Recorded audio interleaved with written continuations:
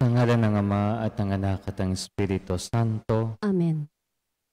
Sumainyo ang Panginoon. At sumaiyo rin. Mga kapatid, aminin natin ang ating mga kasalanan upang tayo maging marapat gumanap sa banal na pagdiriwang. Sabay-sabay nating sabihin, inaamin ko Sa makapangyarihang Diyos at sa inyo mga kapatid, nalubha akong nagkasala sa isip, sa salita, sa gawa, at sa aking pagkukulang. Kaya isinasamo ko sa mahal na Birheng Maria, sa lahat ng mga anghel at mga banal, at sa inyo mga kapatid, na ako'y ipanalangin sa Panginoong ating Diyos. Kawaan tayo na makapangyarihang Diyos, patawarin tayo sa ating mga kasalanan, at patnubayan tayo sa buhay na walang hanggan. Amen.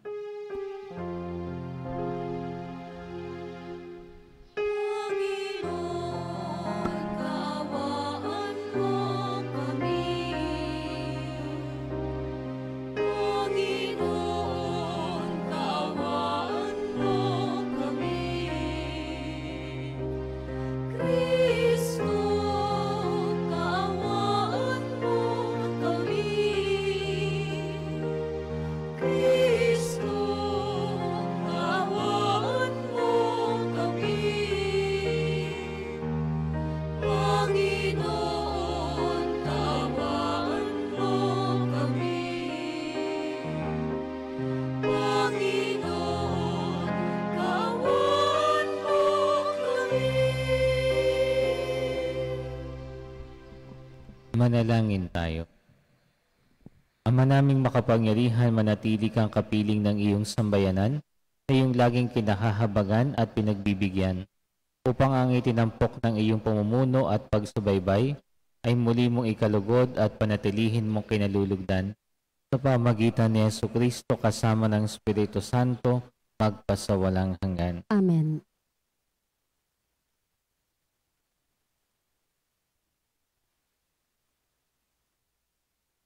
Pagbasa mula sa aklat ng mga bilang. Noong mga araw na iyon, sinabi ng Panginoon kay Moises sa ilang ng paran, "Piliin mo ang kinikilalang puno ng bawat lipi at patiktikan mo ang Kanaan, ang lupaing ibibigay ko sa inyo." Pagkaraan ng 40 araw ng paniniktik, umuwi na sila at humarap kina Moises, Aaron, at sa buong bayang Israel na natitipon noon sa Paran Kades. Iniulat nila ang kanilang nakita at ipinakita ang mga uwi nilang bungang kahoy. Ang sabi nila, "Nagpunta kami sa lugar na pinatiktikan ninyo sa amin. Mainam ang lupaing iyon, saganang-sagana sa lahat ng bagay. Katunayan, ang bungang kahoy na kinuha namin doon. Ngunit malalakas ang mga taga roon. Malalaki ang lungsod at matitibay ang muog. Bukod dito, naroon pa ang lahi ni Anak. Sakop ng mga Amalisita ang Negeb. Ang kataasan ay tinitirhan naman ng mga Heteo, Hebuseo at Amoreo. Ang nasa baybay dagat naman at ilog Hordan ay mga Kananeo." Pagkatapos nilang magsalita, pinatahimik nila si Caleb ang bayan at kanyang sinabi, "Hindi tayo dapat mag-aksaya ng panahon. Lusubin na natin sila at tiyak na malulupig natin." Sumagot ang ibang tiktik, "Hindi natin sila kaya, pagkat mas malakas sila sa atin. Hindi maganda ang kanilang ulat." Ito ang sinabi nila, "Higante ang mga taga roon, at sino mang magtakang sumakop sa kanila ay lalamunin nila ng buo. Nakita namin doon ang mga Nepilim. Ito'y lahi ni Anak, buhat sa Nepilim. Halos hanggang tuhod lamang kami." Ang buong bayan ng Israel ay nalungkot at magdamag na nanangis. At nang magbalik ang mga tiktik, sinabi ng Panginoon kina Moises at Aaron, "Hanggang ngayon patuloy pa ang mga Israelita sa pagrereklamo laban sa akin. Kailan pa ba sila tatahimik? Sabihin ninyo sa kanila na ito ang ipinasasabi ko. Buhay ang akong Panginoon. Gagawin ko sa inyo ang narinig kong pinag-uusapan ninyo. Kayo'y mamamatay dito sa ilang. Ang 40 araw na paniniktik ninyo sa lupaing yaon ay tutumbasan ko ng 40 taon ng pagpapahirap upang madama ninyo ang aking puot sa loob ng panahong yaon. Akong Panginoon ang may sabi nito, at gagawin ko ito sa masamang bayang ito. Mamamatay sila rito sa ilang. Ang salita ng Diyos. Salamat sa Diyos. Salmong tugunan, Panginoong masintahin, ang bayan mo'y gunitain. Panginoong masintahin, ang bayan mo'y gunitain. Nagkasala kami, tulad ng ginawa ng aming magulang. Ang aming ginaway, tunay na di tumpak, pawang kasamaan. Ang magulang namin nang nasa Ehipto, hindi alumana. Ang kahangahangang mga ginawa mong kanilang nakita. Panginoong masintahin, ang bayan mo'y gunitain. Parang ningas kugon, ang lahat ng ito'y kanilang nilimot. Sariling balangkas ang sinunod nila, hindi ang sa Diyos. Habang nasa ilang, ang sariling hilig ang siyang sinunod. Sa ilang na iyo'y kinalaban nila at sinubok ang Diyos. Panginoong masintahin, ang bayan mo'y gunitain. Kanilang nilimot ang Panginoong Diyos, ang tagapagligtas, na yaong ginawa doon sa Ehipto'y kagilagilalas. Sa lupaing iyon, ang ginawa niya'y tunay na himala. Sa dagat na tambo, yaong nasaksihan ay kahanga-hanga. Panginoong masintahin, ang bayan mo'y gunitain. Ang pasya ng Diyos sa ginawa nila'y lipulin pagdaka.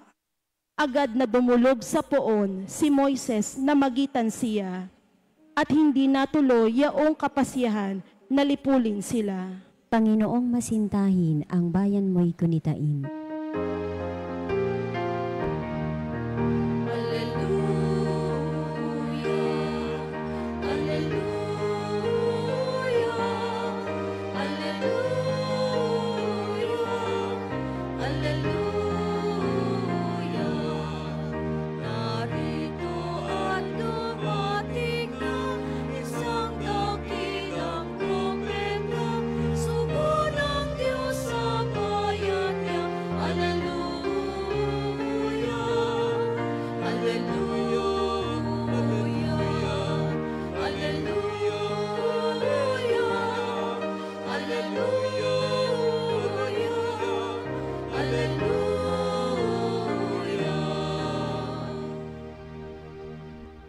Sumainyo ang Panginoon. At sumaiyo rin. Ang mabuting balita ng Panginoon ayon kay San Mateo. Papuri sa iyo, Panginoon. Noong panahong iyon, nagpunta si Jesus sa lupaing malapit sa Tiro at Sidon. Lumapit sa kanya ang isang Kananeyang naninirahan doon at malakas na sinabi, Panginoon, anak ni David, pahabag po kayo sa akin. Ang anak kong babae ay inaalihan ng demonyo at masyadong pinahihirapan. Ngunit kaputok may, di tumugon si Jesus. At lumapit ang kanyang mga alagad at sinabi sa kanya, Pagbigyan na nga po ninyo at nang umalis. Kay nag-iingay at susunod-sunod sa atin. Sumagot si Jesus, Sa mga tupang naliligaw ng sambahayan ng Israel lamang ako sinugo. Ngunit lumapit sa kanyang babae, lumuhod sa harapan at ang sabi, Tulungan po ninyo ako, Panginoon. Sumagot si Jesus, Hindi dapat kunin ang pagkain ng mga anak upang ihagis sa mga tuta. Tunay nga po, Panginoon, tugon ng babae. Ngunit ang mga tuta man ay nagsisikain ng mumong na laglag sa hapag ng kanilang Panginoon. Kaya sinabi sa kanya ni Jesus, Napakalaki ng iyong pananalig, mangyayari ang hinihiling mo, at noon din gumaling ang kanyang anak. Mga kapatid, ang mabuting balita ng Panginoon. Pinupuri ka namin, Panginoong Hesukristo. Magandang umaga po sa inyong lahat. Nadinig po natin sa Ebanghelyo ang tagpo na kung saan ang isang babaeng Kananita ay lumapit kay Jesus upang hilingin ng kanyang anak na babae ay pagalingin sapagkat ito'y inaalihan ng demonyo. Pero parang hindi siya pinapansin ni Jesus. At may sinabi pa nga si Jesus na hindi tinatapon ang pagkain sa mga alagang tuta. Marahil sa unang pagbasa ng Ebanghelyo ngayon, ay makikita natin na parang walang concern si Jesus. Makikita natin na parang napaka-judgmental ni Jesus.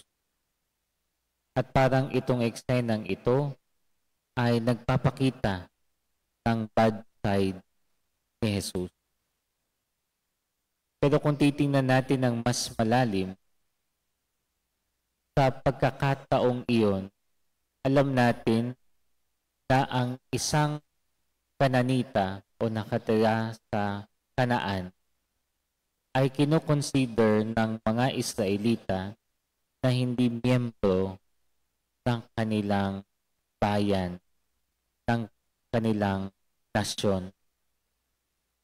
Kaya, ang isang hindi miyembro ay kinoconsider din na hindi dapat kinakausap, hindi dapat na at least man lang ay nakikipag-usap ka sa kanya. Sapagkat nung panahon ng mga Israelita, kapag ganun ang ginawa mo, kinoconsider ka na madumi o nagkakasala ka na. Siguro, marahil madaming gagawin si Jesus na yung mga tao sa paligid baka hindi niya magawa yung kanyang dapat gawin dahil dito sa Kananita na ito. Pero kung titingnan pa natin ng mas malalim, napakaganda ng si Jesus, pinush niya yung tao hanggang sa huli para ipakita nito ang pananampalataya nito. Sapagkat minsan, ganyan din ang Diyos sa atin. Wari, hindi nakikinig. Naalala ko yung, ewan ko kung nakwento ko na dito yon na may lumapit sa aking isang ale na kung saan yung aling ito pagkatapos ng aking misa ay nagsabi sa akin, Father, yung pong homily nyo kanina, hindi po tunay iyon. Sabi ko, alin po ang hindi tunay doon? Yung sabi nyo na magdasal sa Diyos at ibibigay ng Diyos ang inyong dinarasal, hindi po yun tunay. Sabi ko, bakit nyo nasabing hindi tunay? Ay sabi sa akin ng ale, Father, ako gahoy dasal ng dasal sa Diyos, hindi naman binibigay ng Diyos ang aking dinadasal. Tanong ko yung ale, sabi ko, ano gahong dinadasal nyo sa Diyos na hindi binibigay sa inyo ng Diyos? At ang sabi sa akin ng ale, Father, ako gahoy dasal ng dasal na ako'y gumanda, ay hindi ako naganda. Tinitigan ko yung ale, pero hindi ko naman sinabi, pero sasabihin ko sana dun sa ale, ay magdasal pa nga ho kayo na maigi-igi. Pero minsan may mga pagkakataon sa buhay natin na parang hindi tayo dinidinig ng Diyos. At sinasabi natin parang wala namang Diyos. Bakit ganito? Bakit ganyan? And maybe God is pushing us to show more our faith and be humble. Sapagkat katulad ng Kananitang ito, ipinakita niya ang kanyang pagiging mababang loob. Ikukumpara sa isang tuta, ikukumpara sa isang mababa, pero hindi nawala yung pananampalataya at pagtitiwala ng Kananita. Kaya nga sinabi ni Jesus, dahil sa iyong pananampalataya, dahil sa iyong pananalig. Kaya mga kapatid, ito rin po yung hamon sa atin na huwag nating susukuan ang Diyos. Kung sa buhay mang ito, marahil madami tayong doubts, madami tayong questions, madaming nangyayari sa ating buhay, na andyan ang Diyos. Tinitingnan lang ang iyong pananampalataya. Dahil sa mga tao na nagtsatsaga, sa mga tao na nananatili, malaking biyaya ang nakalaan para sa kanila. Kaya nga, huwag nating sukuan ng Diyos. Lagi tayong manampalataya. At kung minsan parang imposible, parang wala, naandyan siya.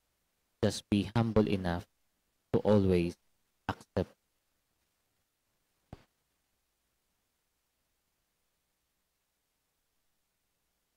Tinuwag ni Hesukristo ang pader ng naghihiwalay sa mga Hudiyo at mga Hentil bilang isang bayan ng bago at walang hanggang tipan. Manalangin tayo sa Diyos na nagbubuklod sa atin at sa ating panalangin ang ating itugon. Panginoon, dinggin mo ang aming panalangin. Panginoon, dinggin mo ang aming panalangin.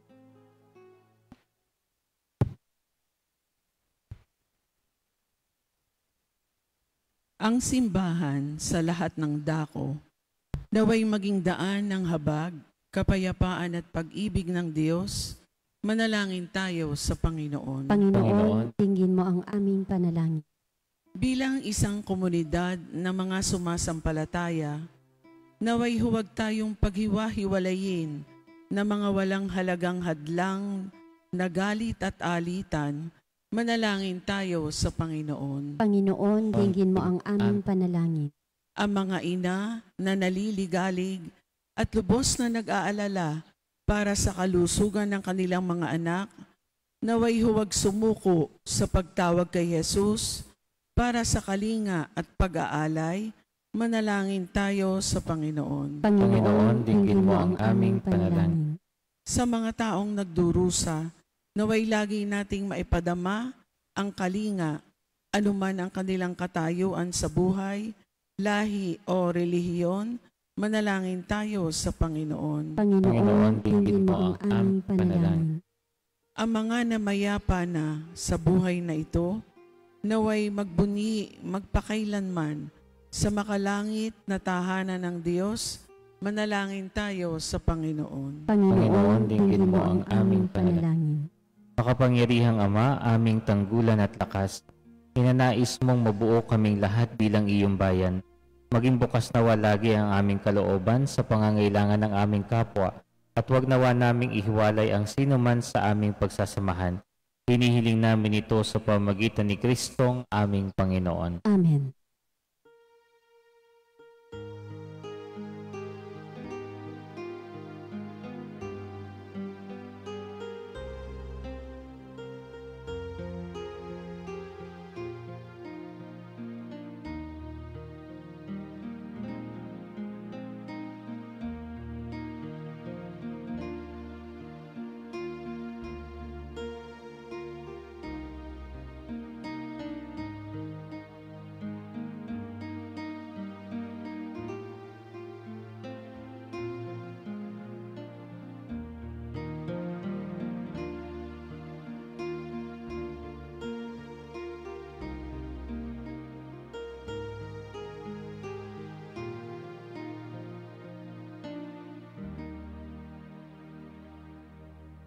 Manalangin tayong mga kapatid upang ang paghahayin natin ay kalugdan ng Diyos sa mga makapangyarihan. Tanggapin nawa ng Panginoon itong paghahain sa iyong mga kamay, sa kapurihan niya at karangalan, sa ating kapakinabangan at sa buong sambayanan niyang banal.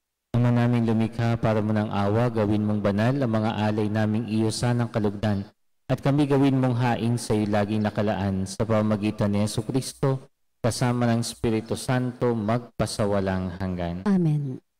Sumainyo ang Panginoon. At sumaiyo rin. Itaas sa Diyos ang inyong puso at diwa. Itinaas na namin sa Panginoon. Pasalamatan natin ang Panginoong ating Diyos. Marapat na siya ay pasalamatan. Ama naming makapangyarihan, tunay ngang marapat na ikay aming pasalamatan sa pamagitan ni Jesucristo na aming Panginoon. Utang na loob ang nagbubunsod upang gunitain ang kamatayan niya para kami buhayin. Pagtitiwala ang sanhi ng ligayang di malilimot sa pagkabuhay niyang sa aming kaloob. Pag-asa ang dahilan ng pagiging handa para sa pagbabalik niyang totoong dakila. Kaya kaysa ng mga anghel nagsisiawit ng papuri sa iyo na walang humpay sa kalangitan, kami nagbubunyi sa iyong kadakilaan. Santo, Santo, Santo, Panginoong Diyos ng mga hukbo, napupuno ang langit at lupa ng kadakilaan mo. O sana sa kaitaasan, pinagpala ang naparirito sa ngalan ng Panginoon. O sana sa kaitaasan. Ama naming banal, ikaw ang bukal ng tanang kabanalan, kaya't sa pamagitan ng iyong Espiritu, gawin mong banal ang mga kaloob na ito upang para sa amin ay maging katawan at dugo ng aming Panginoong Jesucristo. Bago niya pinagtiis ang kusang loob na maging handog, hinawakan niya ang tinapay, pinasalamatan kanya, pinagati-hati niya iyon, iniabot sa kanyang mga alagad at sinabi, tanggapin ninyong lahat ito at kanin. Ito ang aking katawan na ihahandog para sa inyo.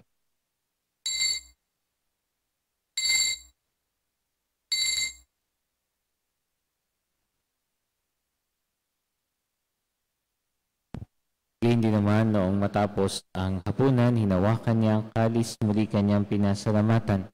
Iniabot niya ang kalis sa kanyang mga alagad at sinabi, tanggapin ninyong lahat ito at inumin.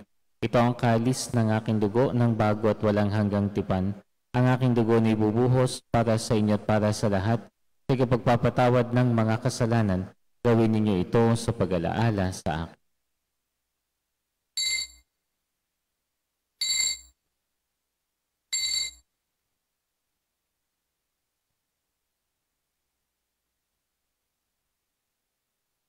Ipagbunyi natin ang misteryo ng pananampalataya. Si Kristo'y namatay, si Kristo'y nabuhay, si Kristo'y babalik sa wakas ng panahon.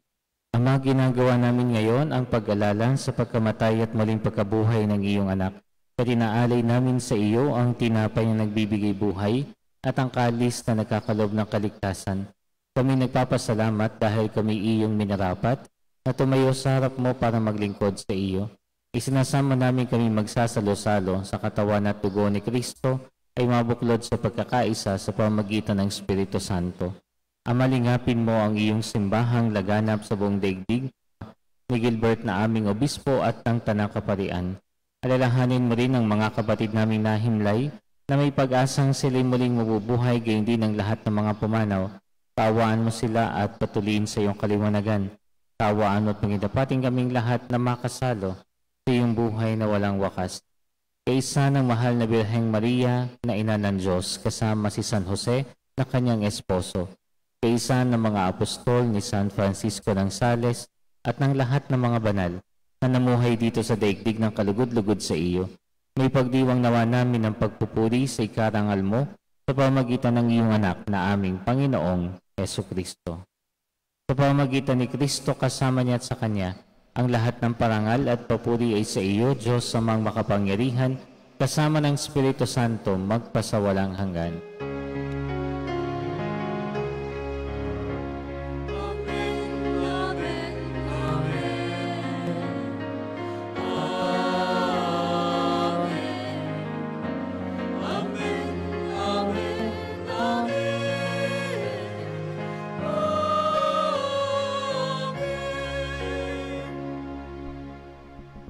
Sa tagubilin na kagagaling na utos sa turo ni Jesus na Panginoon natin at Diyos, ipahayag natin ang lakas loob.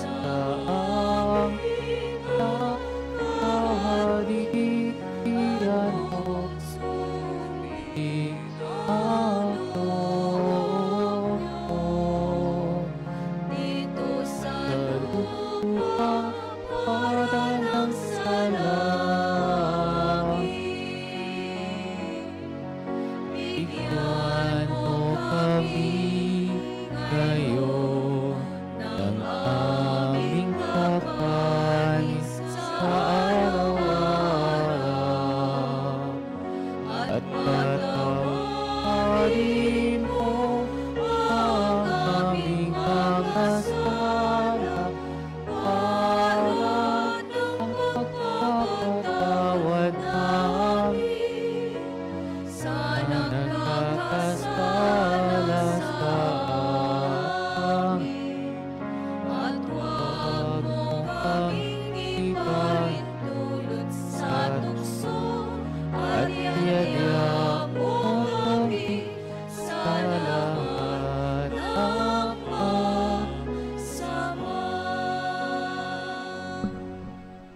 Hinihiling namin kami adya sa lahat ng masama, pagkalooban ng kapayapaan araw-araw, iligtas sa kasalanan, at iliyo sa lahat ng kapahamakan, samantalang aming pinananabikan ang dakilang araw ng pagkapahayag ng tagapagligtas naming si Jesucristo. Sapagkat iyo ang kaharian at ang kapangyarihan at ang kapurihan magpakailanman. Amen. Panginoong Jesucristo, sinabi mo sa iyong mga apostol, kapayapaan ang iniiwan ko sa inyo, ang aking kapayapaan ang ibinibigay ko sa inyo. Tunghayan mo ang aming pananampalataya at wag ang aming mga pagkakasala. Pagkalooban mo kami ng kapayapaan at pagkakaisa ayon sa iyong kalooban, kasama ng Espiritu Santo magpasawalang hanggan. Amen. Ang kapayapaan ng Panginoon ay laging sumainyo. At sumaiyo rin. Magbigayin po tayo ngayon ng kapayapaan sa bawat isa. Peace be with you. Kordero ng Diyos na nag-aalis ng mga kasalanan ng sanlibutan, maawa ka sa amin. Kordero ng Diyos na nag-aalis ng mga kasalanan ng sanlibutan, maawa ka sa amin. Kordero ng Diyos na nag-aalis ng mga kasalanan ng sanlibutan, ipagkaloob mo sa amin ang kapayapaan.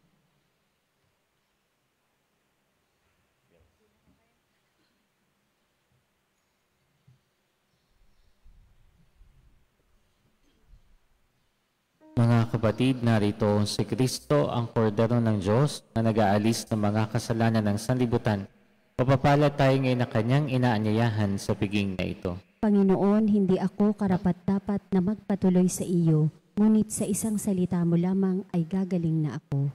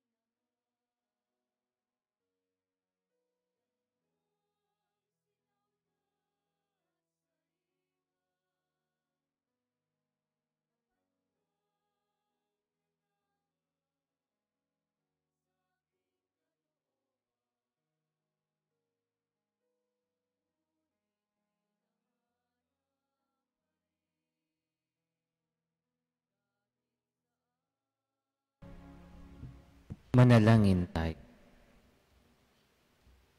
Ama naming mapagmahal, kaming pinapagsalo mo sa banal na pakikinabang ay iyong tuwangan sa ginagawa namin sa araw-araw upang kaming hindi mo pinagkakaitan ng pagsubaybay at gawin mong maging marapat sa lubos na kaligtasan. Sa pamagitan ni Jesucristo kasama ng Espiritu Santo, magpasawalang hanggan. Amen. Sumainyo ang Panginoon. At sumaiyo rin. At pagpalain tayo ng makapangyarihang Diyos, ang Ama, Anak at Espiritu Santo. Amen. Ang misa ay naialay na, pumayo tayong mapayapa at mahalin ang Panginoon. Salamat sa Diyos. Patriarkang San Jose, Pintakasi, kami sa iyo'y nakubunyi. Ang pag-ibig namin